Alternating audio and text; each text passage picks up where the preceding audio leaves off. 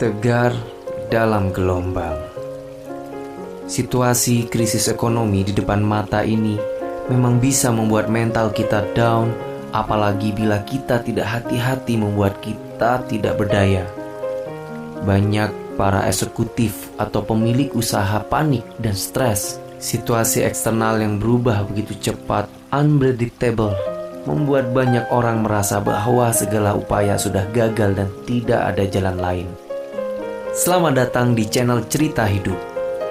Sebelum lanjut di videonya, dukung terus channel ini agar terus berkembang dan terus membagikan cerita-cerita kehidupan yang kita alami. Banyak orang di luar sana terlalu nyaman dalam kondisinya, sehingga mereka tidak berani menggulirkan perubahan-perubahan baik di dalam bisnis maupun pengembangan dirinya. Pada saat seperti inilah, setiap individu mestinya perlu menghidupkan rasa keterdesakan dalam dirinya.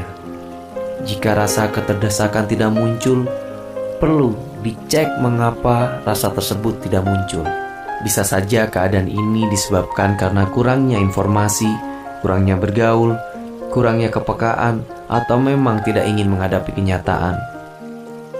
Dalam masa sulit perusahaan seperti Southwest Airlines, Harley-Davidson, dan FedEx pernah tidak mem-PHK karyawannya. Sebaiknya karyawan diajak untuk menggali kekuatan mereka habis-habisan dan mengupayakan segala daya untuk membuat perusahaannya bertahan ketimbang sibuk mencari lowongan pekerjaan lain. Banyak perusahaan bahkan membentuk loyalitas dan kepercayaan karyawan pada situasi yang sulit tentunya sudah sangat basi dan ketinggalan kereta. Jika kita masih memegang mindset bagaimana nanti saja atau kita bangun bila sudah ada kesempatan. Saatnya lah kita berpikir untuk cost cutting secara agresif sambil tetap merapatkan barisan, menyusun serta meningkatkan profesionalisme. Dengan melakukannya sekaligus, sesungguhnya kita bisa menabung tenaga, spirit, kekuatan, kepandaian untuk menghadapi tantangan dan kesempatan baru dengan memanfaatkan sikap proaktif, kreatif, dan inovatif.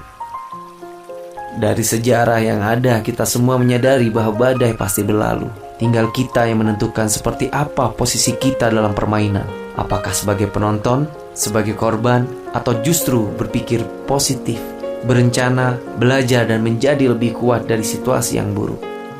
Individu atau perusahaan yang cerdik tentunya akan merangkul teman senasib, karyawan, vendor, mitra bisnis, pelanggan untuk bersama-sama merapatkan barisan dan berstrategi. Perencanaan yang cerdik membuktikan adanya pertumbuhan bisnis di sekitar badai krisis. Dalam perencanaan, kita perlu membuat alternatif-alternatif dari plan A, plan B, plan C, dan seterusnya tanpa meninggalkan fokus dan kekuatan perusahaan. Berada di situasi krisis dalam siklus perkembangan ekonomi bisnis, kita bisa berkaca pada mercusuar yang selalu beresiko diterkam badai, tetapi tetap melihat jauh cakrawala dan bahkan terus berkinerja memancarkan sinarnya yang menjadi petunjuk dalam perjalanan. Salam sukses. Dikutip dari Suratmo Blog.